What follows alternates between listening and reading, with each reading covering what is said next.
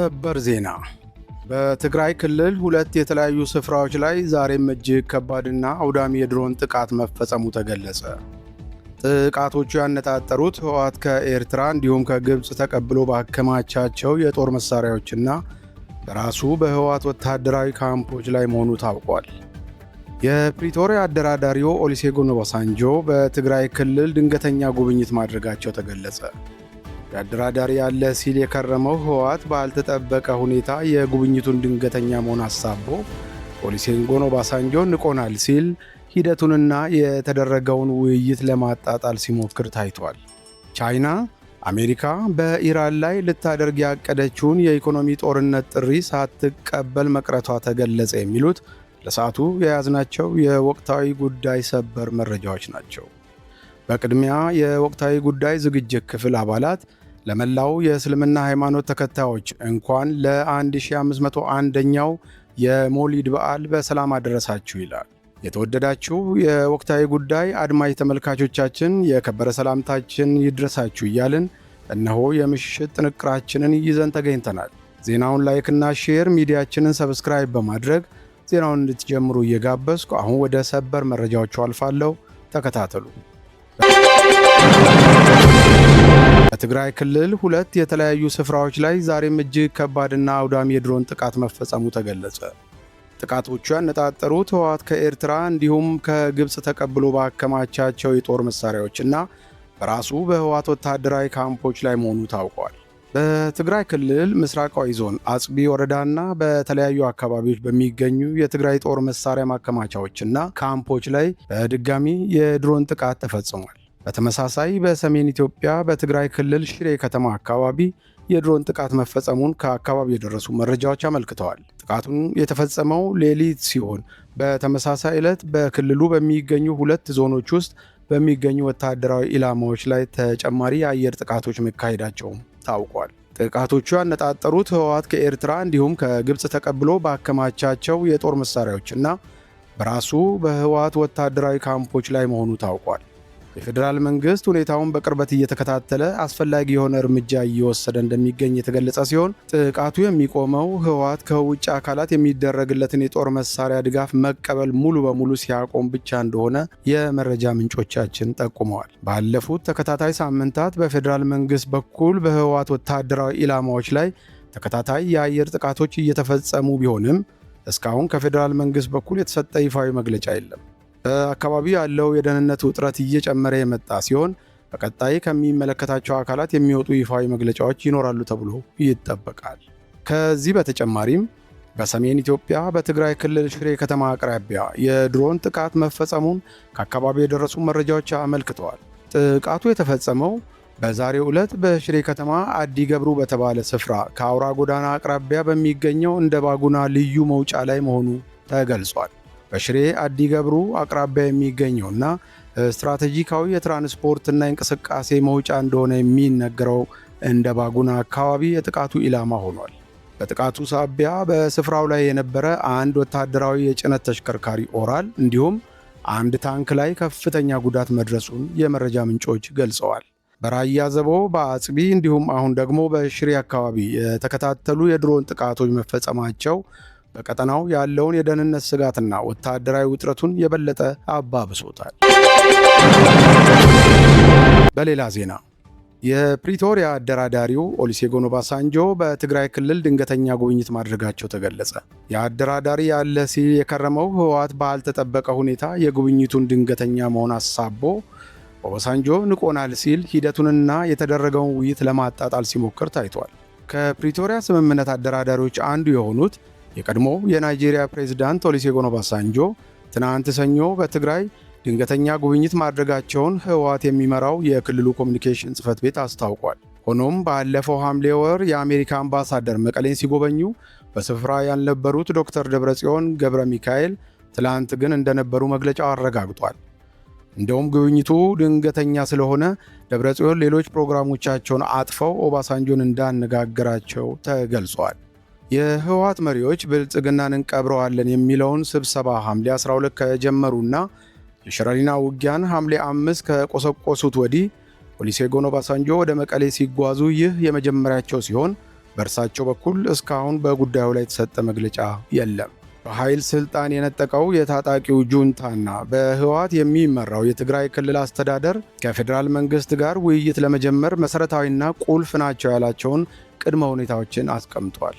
ሰኞ ነሐሴ 18 ቀን 2018 ዓ.ም የተደረገው የኦባሳንጆ ጉብኝት አስቀድሞ በመደበኛ መርሃ ግብርና በቀጠሮ የተያዘ እንዳልነበረ በኃይል ስልጣን የነጠቀው የታጣቂው ጁንታና በህወሓት የሚመራው አስተዳደር ዛሬ ማክሰኞ ባወጣው መግለጫ አስታውቋል። የአደራዳሪ ያለ ሲል የከረመው ህወሓት በበኩሉ ባልተጠበቀ ሁኔታ የጉብኝቱን ድንገተኛ መሆን አሳቦ በትግራይ ኮሚኒኬሽን ጉዳዮች ቢሮ በኩል ባወጣው መግለጫ ኦባሳንጆ ንቆናል ሲል ሂደቱንና የተደረገውን ውይይት ለማጣጣል ሲሞክር ታይቷል። የኦባሳንጆ ውይይት በኃይል ስልጣን በነጠቀው የታጣቂው ጁንታና ህወሓት በሚመራው አስተዳደርና በፌዴራል መንግስት መካከል የተፈጠረውን ውጥረት ማርገብ ላይ ያተኮረ እንደነበር መግለጫው ያመለክታል። የህወሓት መሩ አስተዳደር ደብረጽዮን ገብረ ሚካኤል ባለፈው ሰኞ ኦባሳንጆ ወደ መቀሌ በተጓዙበት ወቅት በተደረገው ውይይት ላይ ትርጉም ያለው ክትትልና ቁጥጥር ባለመደረጉ ደስተኛ እንዳልሆኑ እንደገለጹላቸው ተጠቅሷል። ሁኔታውም ወደ ከፋ ውጥረት ማምራቱንም አንስተዋል ተብሏል። ከዚህ ቀደም ከተደረገው የቀድሞ የናይጄሪያ ፕሬዝዳንት የትግራይ ክልል ጉብኝት በኋላ ነሐሴ ላይ የፌዴራልና የትግራይ ኃይሎች ሸረሪና በተባለ የሱዳን አዋሳኝ ስፍራ ግጭት ውስጥ ገብተው ነበር። በዚህ ወርም ሰኞ ነሐሴ 18 ቀን ጨምሮ በተለያዩ ጊዜያት ተደጋጋሚ የድሮን ጥቃቶች እንደተፈጸሙ የትግራይ ባለሥልጣናት ተናግረዋል። የፌዴራል መንግሥት ግጭቱንም ሆነ የድሮን ጥቃቶቹን በተመለከተ እስካሁን በይፋ አስተያየት አልሰጠም። ይሁን እንጂ የህወሓት አመራሮች በአገር ውስጥ ካሉ ታጣቂዎችና የውጭ አካላት ጋር ጽምዶ የተባለ ጥምረት እንደመሰረቱ በመግለጽ ከሷል። የህወሓት አመራሮችም ባደረጓቸው ህዝባዊ ስብሰባዎች ላይ ፌዴራል መንግስትን ስለማስወገድ ያንጸባረቁት አቋም ውጥረቱን ያባባሰ ሆኗል። በኃይል ስልጣን የነጠቀው የታጣቂው ጁንታና በህወሓት የሚመራው የትግራይ ክልል አስተዳደር ዛሬ ባወጣው መግለጫ የፌዴራል መንግስት በመሰረታዊ ጉዳዮች ላይ ተጨባጭና እውነተኛ ማሻሻያዎች አለማድረጉን በመጥቀስ ከሷል። ላለፉት 4 ዓመታት የታየውን የማይፈጸሙ ቃል ኪዳኖችን ያሉበት እንዲሁም መሬት ላይ ሁኔታውን ከመጥፎ ወደ የባሰ መጥፎ እየተለወጠ የሚሄድበትን አካሄድ እንደገና ለመድገም ምንም አይነት ፖለቲካዊ ፍላጎት እንደሌለው ገልጸዋል። ደብረጽዮን ከፌዴራል መንግስት ጋር ውይይት የሚጀምር ከሆነ መመለስ ስላለባቸው መሰረታዊና ቁልፍ ጉዳዮች ለኦባሳንጆ ገልጾላቸዋል ተብሏል። ከቅድመ ሁኔታዎች መካከል የኢኮኖሚ ማዕቀብና እገዳ መነሳት እንዲሁም ወታደራዊ ከበባን ማቆምና የተፈጠረውን ውጥረት ማርገብ የሚሉት ይገኙበታል። የትግራይ ሉዓላዊ ግዛት ወደ ነበረበት መመለስ፣ የተፈናቃዮች ደህንነታቸውና ክብራቸው በተጠበቀ መንገድ መመለስ እንዲሁም የህወሓት ፖለቲካዊና ህጋዊ ማንነት መመለስም በቅድመ ሁኔታነት ተቀምጠዋል። አስተዳደሩ ከፌዴራል መንግስት ጋር የሚደረግ ውይይት የጊዜ ገደብ የተቀመጠለት እንዲሁም ግፊት መፍጠር የሚችሉ ዋነኛ ዓለም አቀፍ አጋሮች የሚሳተፉበት መሆን እንዳለበት ተገልጿል።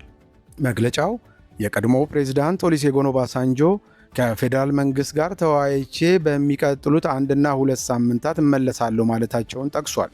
ትላንት ሰኞ ነሐሴ 18 ቀን 2018 ዓ.ም ኦባሳንጆ ወደ መቀሌ ስለመጓዛቸውም ይሁን በውይይቱ ስለተነሱት ነጥቦች እርሳቸው በግል ወይንም የአፍሪካ ህብረት እንደ ተቋም የሰጡት መግለጫ የለም። ይሁን እንጂ ኦባሳንጆ ወደ መቀሌ ከመጓዛቸው አስቀድሞ ቅዳሜ ዕለት አዲስ አበባ ከተማ በተካሄደው በአገራዊ ምክክር ጉባኤ የመዝጊያ ስነ ስርዓት ላይ ተገኝተው ንግግር አድርገዋል። ግጭትና ጦርነቶች፣ አመፅና የደህንነት እጦት በሙሉ በቃን ሊባሉ እንደሚገባቸው ተናግረዋል። ኦባሳንጆ በግንቦት መጀመሪያ የአፍሪካ ህብረት በአፍሪካ ቀንድ ሰላምና መረጋጋት ለማምጣት የሚያደርገውን ጥረት እንዲደግፉ በህብረቱ ኮሚሽን ሊቀመንበር መሐመድ አሊ ዩሱፍ መሾማቸው ይታወሳል። በፌዴራል መንግስቱና በትግራይ ኃይሎች መካከል የተካሄደውን ደም አፋሳሽ ጦርነት ያስቆመውን የፕሪቶሪያ ስምምነት ካሸማገሉት መካከል ኦሉሴጉን ኦባሳንጆ አንዱ ናቸው። ሁለቱን ወገኖች አንዳቸው ሌላኛውን ስምምነቱን ባለማክበርና በመጣስ እየተካሰሱ የቆዩ ሲሆን ከወራት በፊት ደግሞ የህወሓት መሪዎች በስምምነቱ የተመሰረተውን የክልሉን ጊዜያዊ አስተዳደር አስወግደው ስልጣኑን በኃይል ከተቆጣጠሩ በኋላ ውጥረቱ ተባብሶ ወደ ግጭት ሊገባ ይችላል የሚል ስጋት ተፈጥሯል። ከነሐሴ 12 ቀን 2018 ዓ.ም ጀምሮ በውይይት የሚፈታ ነገር የለም፣ የትግራይ ህዝብ ጥቅም የሚጠበቀው በብልጽግና መቃብር ላይ ነው በማለት መግለጫ ሲሰጡ የቆዩት የህወሓት መሪዎች ከተከታታይ የድሮን ጥቃቱ በኋላ ማለት ባለፈው አርብ ነሐሴ 15 2018 ዓ.ም ባወጡት መግለጫ ልዩነቶች የሚፈቱት በውይይት ብቻ ነው ማለታቸው የሚታወስ ነው። ቻይና አሜሪካ በኢራን ላይ ልታደርግ ያቀደችውን የኢኮኖሚ ጦርነት ጥሪ ሳትቀበል መቅረቷ ተገለጸ። አሜሪካ በኢራን ላይ ማዕቀብ በመጣል የኢኮኖሚ ጦርነት ብታውጅም ቻይና ጥቅሞቿን እንደምታስከብር በዛሬው ዕለት በሰጠችው መግለጫ አስታውቃለች። ቻይና ያላትን የምጣኔ ሀብት ጥቅሞችን አሜሪካ በኢራን ላይ ከጀመረችው የኢኮኖሚ ዘመቻ እንደምትከላከል አስታውቃለች። አሜሪካ ከኢራን ጋር የንግድ ግንኙነት ባላቸው ተቋማት፣ ባንኮችና አገራት ላይ ማዕቀቦች በመጣል እንደምትቀጣ ማስታወቋን ተከትሎ ነው ቻይና አቋሟን የገለጸችው። ቻይና የአንድ ወገንና ሕገወጥ ማዕቀቦችን እንደምትቃወም በተደጋጋሚ አስታውቃለች። ስለዚህም ቻይና እየተካሄደ ያለውን ሁኔታ በቅርበት እየተከታተለች ጥቅሟንና መብቷን ለማስከበር አስፈላጊ የሆኑ እርምጃዎችን ትወስዳለች ሲሉ የቻይና የውጭ ጉዳይ ሚኒስትር ቃል አቀባይ ተናግረዋል። ቃል አቀባዩ ሊንጂያን ጨምረውም ቻይና ከኢራን ጋር ያላት ትብብር በዓለም አቀፍ የሕግ ማዕቀፍ ስር የሚካሄድ በመሆኑ ጣልቃ ገብነትን ፈጽሞ እንደማትቀበል ገልጸዋል። ቻይና ከአሜሪካ ጋር ለወራት በዘለቀ ጦርነትና በአስርት ዓመታት ፍጥጫ ውስጥ የምትገኘው ኢራን ትልቋ የንግድ አጋሯ ናት። የአሜሪካ የገንዘብ ሚኒስትር ስኮት ቤሴንት እስካሁን ከታዩት የከፋ ያሉትን ምጣኔ ሀብታዊ ጫና በኢራን ላይ ተግባራዊ ለማድረግ የያዙትን ዕቅድ ትናንት ሰኞ ነሐሴ 18 ቀን 2018 ዓ.ም ይፋ ማድረጋቸው ይታወቃል። ከዚህም ጋር ተያይዞ የኢራንን የነዳጅ ምርቶች ትልቋ ገዢ የሆነችው ቻይና እንዲሁም ባንኮቿና ተቋሞቿ ከኢራን ጋር ባላቸው የንግድ ግንኙነት የተነሳ በአሜሪካ ማዕቀብ ሊጣልባቸው ይችላል። የአሜሪካው ባለሥልጣን የአሜሪካንን ማስጠንቀቂያ በመጣስ ከኢራን ጋር የንግድና የገንዘብ ልውውጥ የሚያደርጉ ወገኖች ከዶላር ግብይት ውጭ እንዲሆኑ በማድረግ ምጣኔ ሀብታዊ መነጠል እንደሚገጥማቸው አስጠንቅቀዋል። ከኢራን ነዳጅ ምርት ውስጥ ከ80 በመቶ በላይ የምትገዛው ቻይና ትብብር እንድታደርግና ከአሜሪካ ጋር እንድትቆም አሜሪካ በትናንትናው ዕለት ለቻይና ጥሪ ማቅረቧ ይታወሳል። በተያያዘ ዜና አሜሪካ በኢራን ላይ ኢኮኖሚክ ዲ-ዴይ ስትል የጠራችውን እርምጃ መውሰድ እንደጀመረች ካስታወቀች በኋላ ኢራን ይህንን ሰፊ ማዕቀብ ለመመከት የሚያስችል የ2 ዓመት ዕቅድ ማዘጋጀቷን ገልጻለች።